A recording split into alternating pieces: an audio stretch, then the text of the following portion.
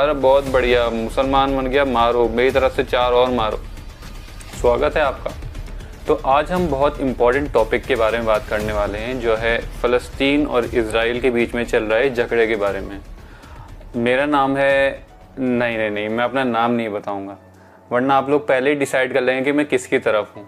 तो दोस्तों, आप लोगों ने किसी के व्हाट्सएप स्टेटस पे, सोशल मीडिया पे, अलग अलग जगहों पे देखा होगा कि फ़लस्तीन के इज़राइल के बीच में झगड़ा चल रहा है, लड़ाई हो रही है, कोई इधर से बम गिरा रहा है, इधर लोग मर रहे हैं, इधर बच्चे मर रहे हैं, वगैरह वगैरह। हो सकता है आपको कुछ समझ में नहीं आया हो, क्योंकि ये टॉपिक है भी बहुत ज़्यादा सेंसिटिव और बहुत डिटेल में जानना ज़रूरी है। बट मैं कोई इतना डिटेल में नहीं बताऊंगा, मैं सिर्फ कोशिश करूंगा कुछ तथ्य आप लोगों के सामने रख दूं। तो मैं ऊपर से अगर आप लोगों को बताऊं तो फ़लस्तीन नाम का एक जगह, एक शहर है, अभी भी है, जहां पर कुछ बाहर के लोग आके रहने लग गए। फिर धीरे धीरे करके वो लोग बढ़े और बढ़ते बढ़ते उन्होंने ऑलमोस्ट उस पूरी जगह पे कब्जा कर लिया। अब ये हुआ कैसे, हम थोड़ा थोड़ा करके मैं आपको बताऊंगा, ताकि आपको भी अच्छे से समझ में आ जाए। दोस्तों, मैं आप लोगों को एक एग्जाम्पल देके समझाने की कोशिश करूंगा, हो सकता है उससे आपको बहुत आसानी से समझ में आ जाए। मान लीजिए एक बड़ा सा घर है जिसमें आप 5 लोग रहते हैं और वो घर जो है 10 बेडरूम का है। तो उसके अंदर 10 कमरे हैं, 5 कमरों में आप लोग रह रहे हैं और अच्छे से हंसी खुशी मिल बांट के रह रहे हैं, कोई दिक्कत वाली बात नहीं है।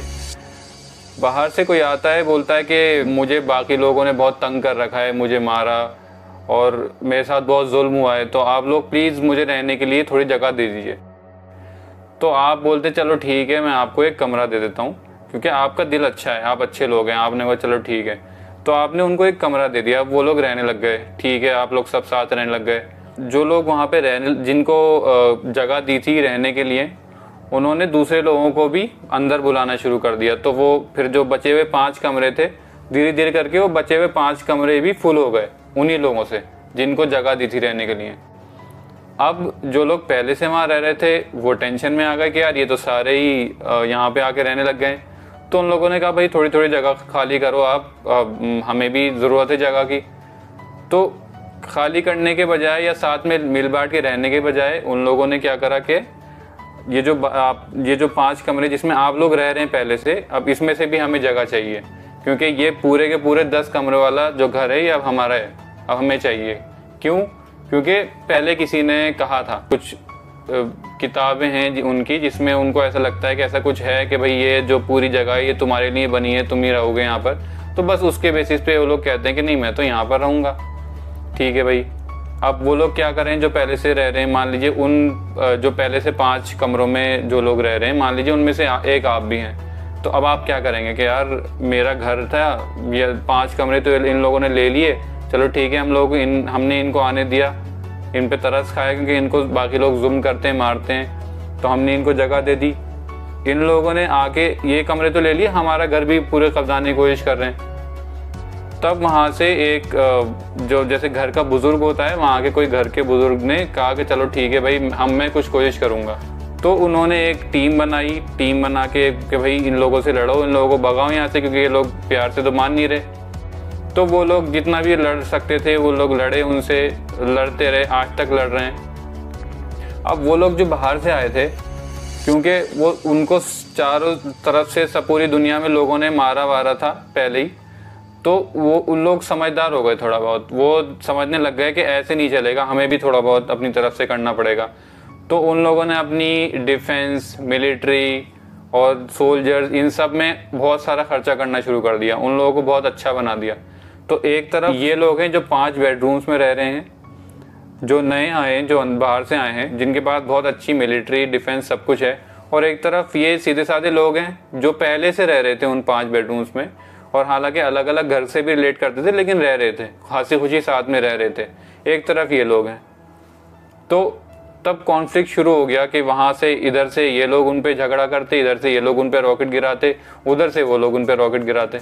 तो अब इस एग्जाम्पल से हम समझने की कोशिश करेंगे कि आज का जो कॉन्फ्लिक्ट है उसमें क्या हो रहा है। तो आज के कॉन्फ्लिक्ट में जो बेडरूम जो है 10 बेडरूम वाला, वो पैलेस्टीन का लैंड है।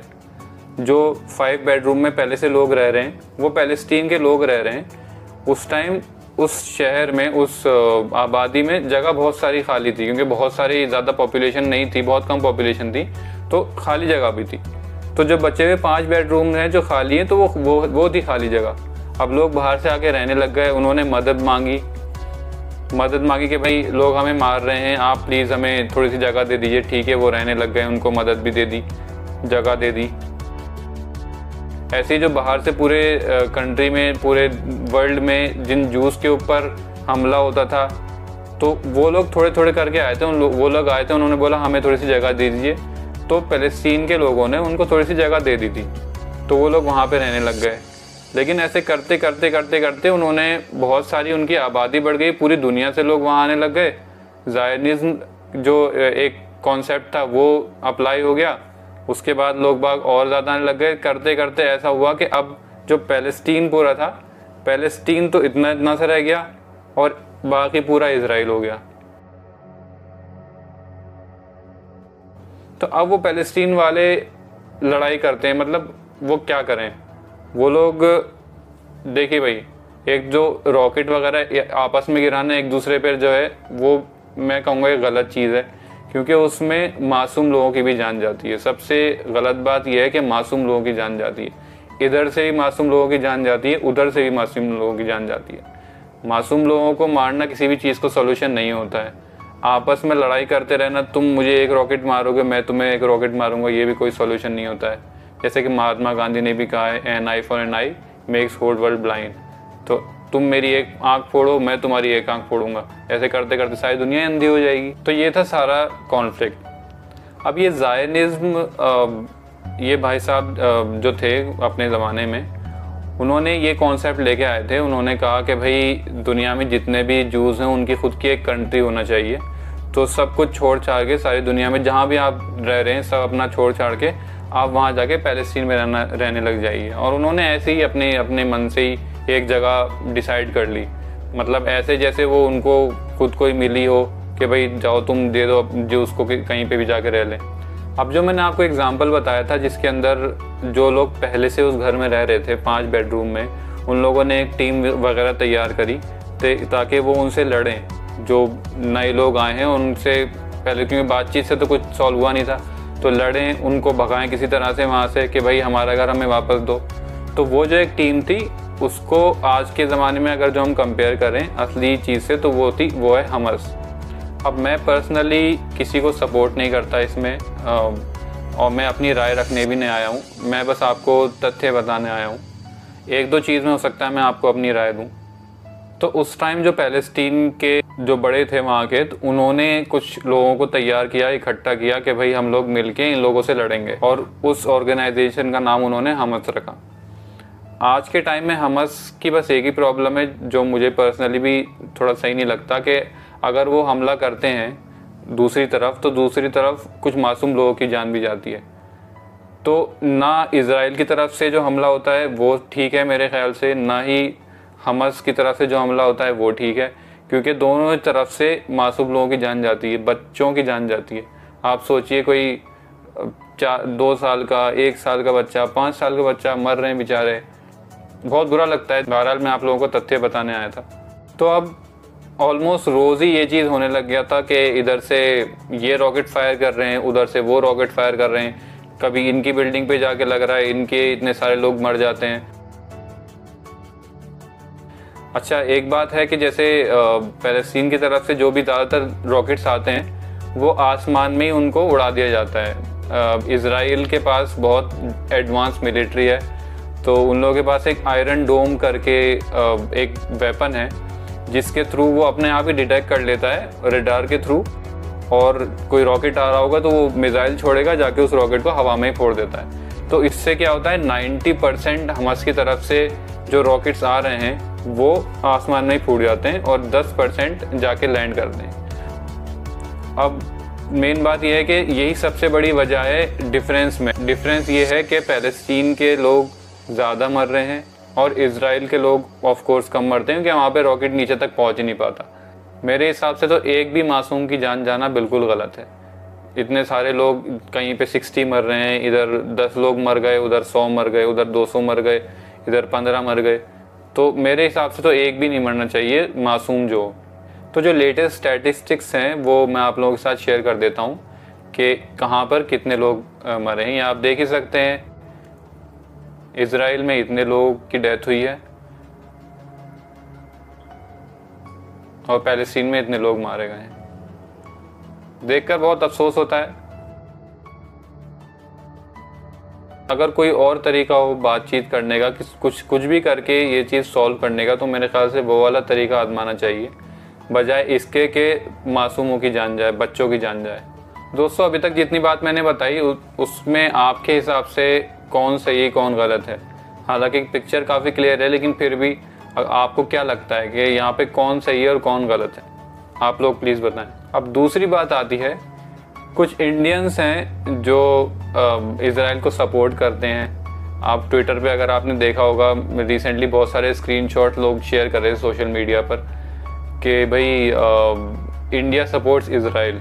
अच्छा, अब यहाँ पर अजीब बात है कि मतलब आप सब देख रहे हैं कि वहाँ पर लोग मर रहे हैं, या हो सकता है कि लोगों को पता ही नहीं कि वो क्या सपोर्ट कर रहे हैं। तो मैं तो ये समझता हूँ, अगर कोई इंडियन इजराइल को सपोर्ट कर रहा है तो उसके दिल में सिर्फ और सिर्फ नफरत भरी हुई है एक पर्टिकुलर कौम के लिए, क्योंकि और कोई वजह ही नहीं हो सकती सपोर्ट करने की।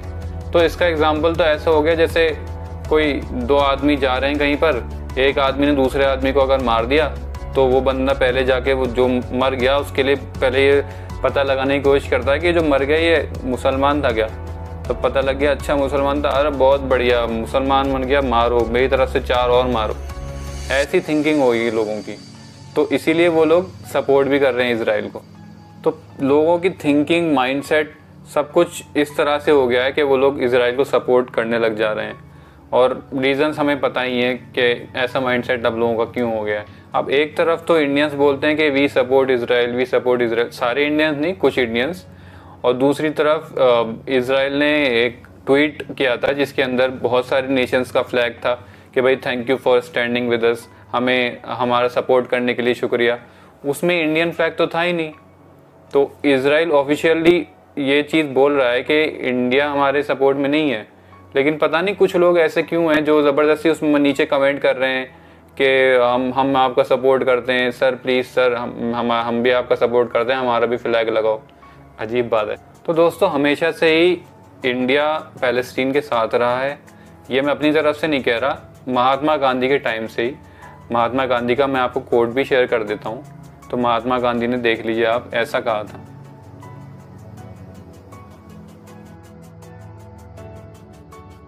फिर बाद में अटल बिहारी वाजपेयी भी इलेक्ट होकर आए थे, जो बीजेपी की तरफ से प्राइम मिनिस्टर बने थे।